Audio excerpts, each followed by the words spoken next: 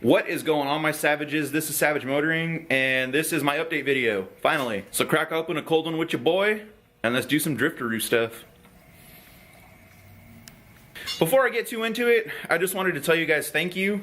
I didn't really want to sound too corny, but the last video that I did, I was sitting at about 80 subscribers. I'm now sitting at about 130.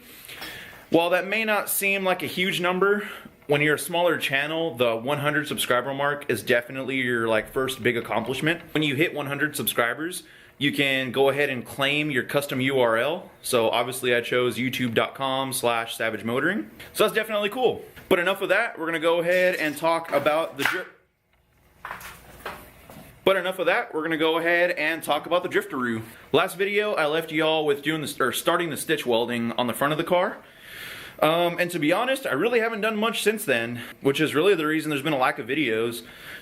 I just really been lazy. I mean, that's really it. I originally had a goal of about January or February to have the motor and the transmission sitting in the car. That obviously didn't happen, which now looking back, I think was kind of a silly goal. I didn't take into account the holidays and me being a broke ass constantly, so... But there has been some significant changes in the plans for the car. So, as much hate as I'm gonna get for this, I'm gonna go ahead and show you.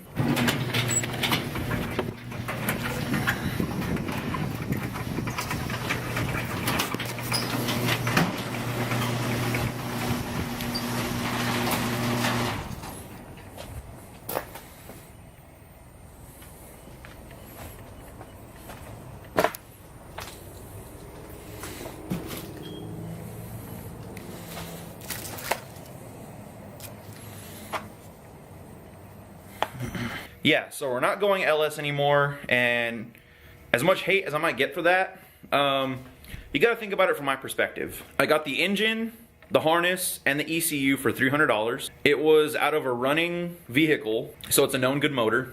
The adapter that I need for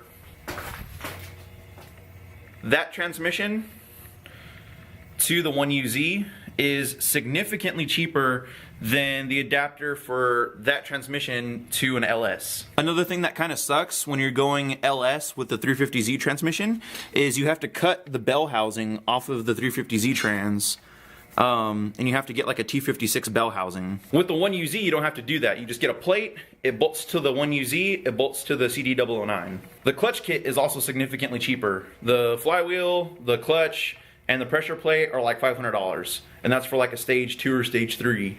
And this last one was probably the biggest conflict in my head as to whether I was going to run the 1UZ or the LS. The LS is stronger. We all know that.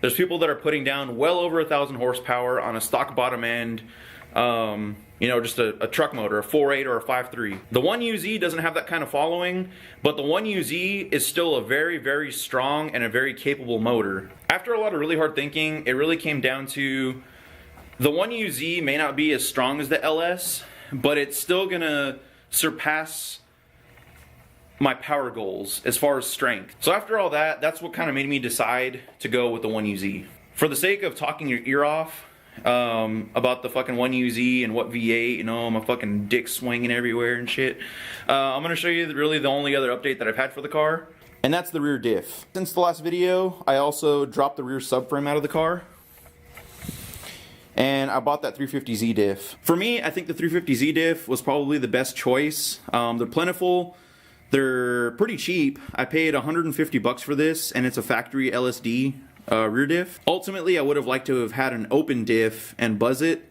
I'd rather have just a full locker, but honestly, for 150 bucks, it was a low mileage diff. And it is still LSD, so at least I can still have a little bit of fun with it. So those are really the big updates that I have for the car. As unfortunate as it may sound to some people, I think it's definitely a move in the right direction. The fact that I got a running V8 with a harness and a computer for $300 is definitely a steal.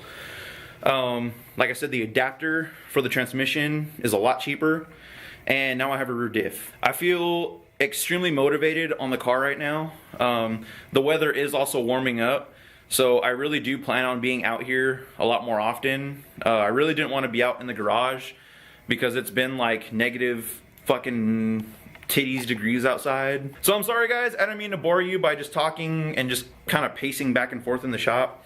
I've attempted to film videos like multiple times, and it seems like I just start talking and talking and talking and go off on like a tangent, and I'm like, fuck it, I don't even want to do a video. No one wants to hear me talk for fucking 10 hours.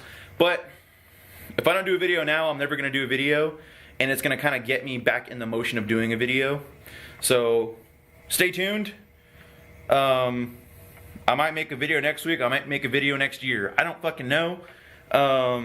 But stay subscribed, I guess, maybe, hopefully. I don't know. Wow!